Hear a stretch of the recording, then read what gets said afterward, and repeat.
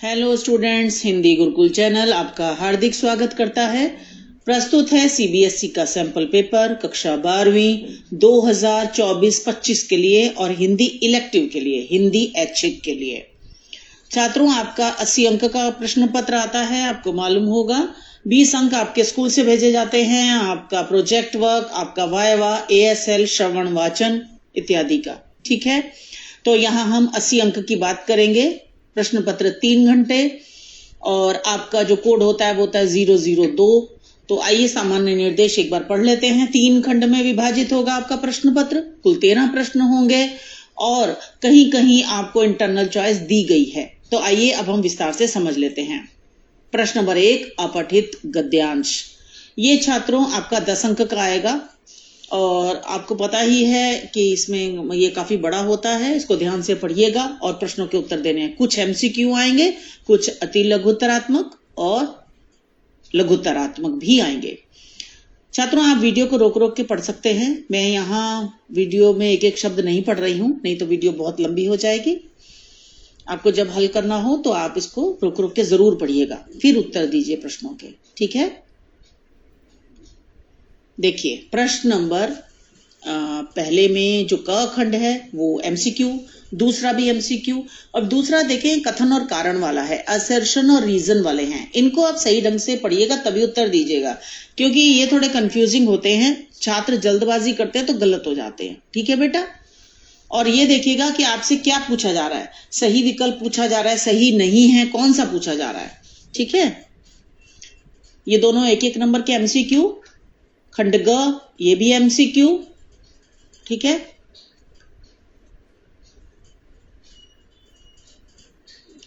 खंड घ आपका जो है वो अति लघुत्तरात्मक है। इसका 1-1.5 लाइन में उत्तर दे देना है बस। उसके बाद आगे आपके 3 प्रश्न हैं, 2-2 अंक के लघुत्तरात्मक उत्तर आपको खुद लिखने हैं।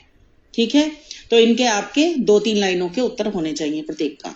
ठीक है, अब प्रश्न नंबर 2, ये आपका अपठित पद्यांश है। ये 8 अंक का आएगा।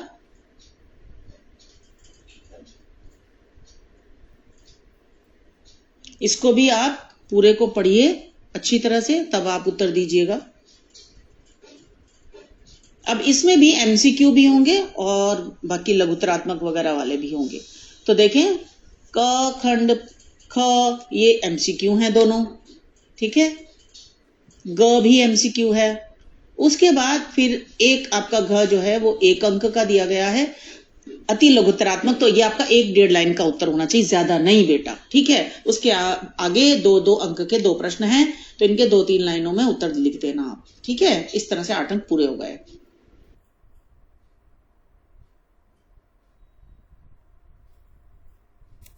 अब यहां से खंड ख शुरू होता है। अभिव्यक्ति और माध्यम पुस्तक के आधार पर प्रश्न उत्तर है। यहाँ पर प्रश्न नंबर 3।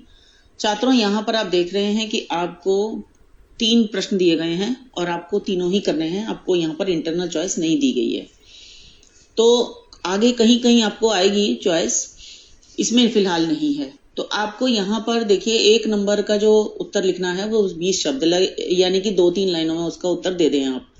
और आगे जो 2 अंक के हैं उसमें आपको लगभग 3-4 लाइनों के बस इतना ही उत्तर देना है। लगभग ये समझ लिया, आधे पेज से बिल्कुल भी ज्यादा नहीं होना चाहिए।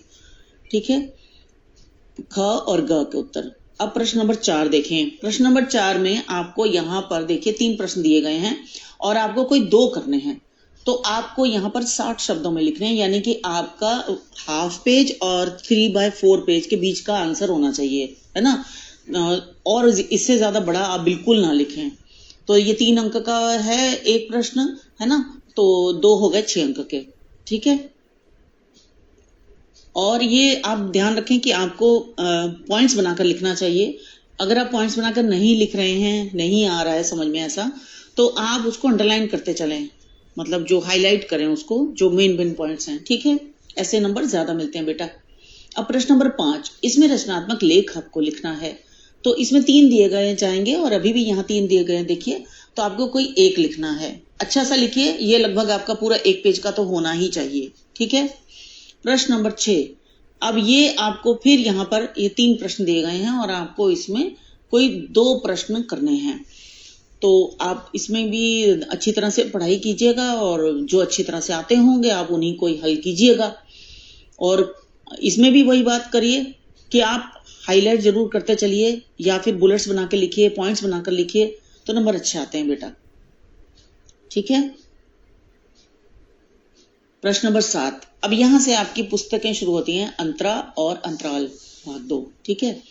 तो अब यहाँ पर देखिए लिटरेचर है, तो पहले काव्यांश खंड से है, काव्य खंड से अंतरा के। तो ये आपको इस तरह से आएगा और आपको इसके उत्तर देने हैं। देखिए 5 नंबर का ये प्रश्न है।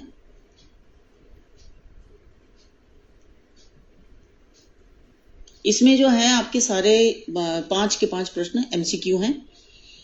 इसमें कथन और कारण वाले भी जरूर आते हैं, आजकल बहुत समय से आने लगे हैं, 3 साल से आ रहे हैं। तो आप उसको ध्यान रखिएगा, तभी उत्तर दीजिएगा, क्योंकि इसमें जल्दबाजी करने में गलती हो जाती है। ठीक है बेटा। ऐसी ग और घ, फिर ये लास्ट, फिर कथन कारण। देखिए 3 कथन दिए गए, बताना है कौन सा सही है, क्या है बताएं। और कभी कभी ये भी पूछा जाता है कौन सा सही नहीं है, तो ये ध्यान रखिएगा आपसे क्या पूछा जा रहा है। प्रश्न नंबर 8। अब इसमें आपको देखिए 3 प्रश्न दिए गए हैं और उसमें से आपको 2 करने हैं, 2-2 अंक का प्रत्येक है। ठीक है बेटा। अब इसके भी आपको उत्तर लिखने हैं 40 शब्दों में, है ना, प्रत्येक का। तो आपका कितना होना चाहिए, लगभग आधा पेज, आधे पेज से बिल्कुल भी ज्यादा नहीं, 3-4 लाइनों में लिख दें। अगर आपका थोड़ा और बढ़ रहा है तो आधा पेज, बस उससे ज्यादा बिल्कुल भी ना लिखें। ठीक है। प्रश्न नंबर 9। फिर आपके ये जो आपका जो काव्य खंड है अंतरा का, उससे आपका प्रश्न आएगा। इसकी आपको सप्रसंग व्याख्या लिखनी है, उसमें भी आपको सारे पॉइंट्स को शामिल कीजिएगा, हेडिंग डाल डाल के लिखिएगा। इसमें आपको 2 दिए जाएंगे, जो आपको अच्छी तरह से आता हो आप उसको हल करें। ठीक है। प्रश्न नंबर 10। ये आपकी, ये भी गद्य खंड में से है आपकी पाठ्य पुस्तक के, ये वाला कुटेज से आया है। इसको अच्छी तरह से पढ़ेंगे, फिर उत्तर देंगे। देखिए इसमें भी कथन और कारण दिए गए हैं, बहुत अच्छी तरह से सावधानी से आप उसको पढ़ के लिखेंगे। इसमें भी 5 प्रश्न, 5 अंक, MCQ सारे। ठीक है। अब प्रश्न नंबर 11 गद्य खंड से फिर प्रश्नोत्तर हैं। तो इसमें आपको 3 दिए गए हैं, आपको कोई 2 करने हैं बेटा। ठीक है।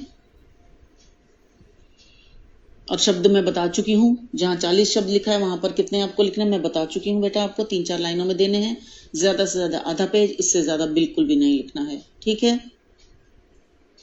प्रश्न नंबर 12।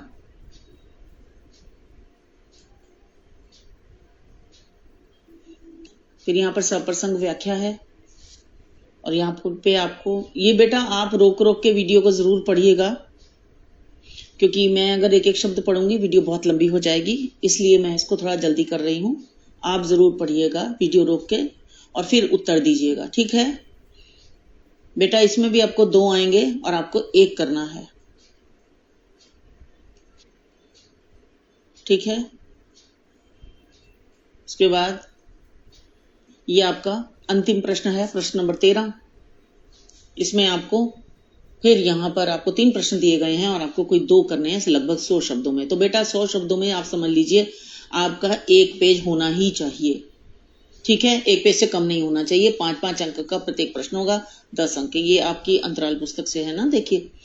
ठीक है। और मुख्य मुख्य पॉइंट्स को जरूर आप बुलेट्स में लिखिए, पॉइंट्स में लिखिए। नहीं लिख सकते हैं, अनुच्छेद के रूप में लिख रहे हैं, पैराग्राफ के रूप में लिख रहे हैं, तो फिर आप उसको अंडरलाइन करते चलिए, मुख्य मुख्य बातों को, मुख्य मुख्य पॉइंट्स को। ठीक है बेटा। तो ये तो था आपका प्रश्न पत्र। मुझे आशा है कि आपको ये देखकर समझ में आ गया होगा कि आपका प्रश्न पत्र कैसे आने वाला है। मेरी ओर से आपको हार्दिक शुभकामनाएं एडवांस में ही बेटा। और इसकी मार्किंग स्कीम, उत्तर कैसे लिखने हैं वो भी मैं डालने की कोशिश करूंगी, उसको भी जरूर देखिएगा जब अगर आ जाती है तो। चलिए मिलते हैं अगली वीडियो में। धन्यवाद छात्रों।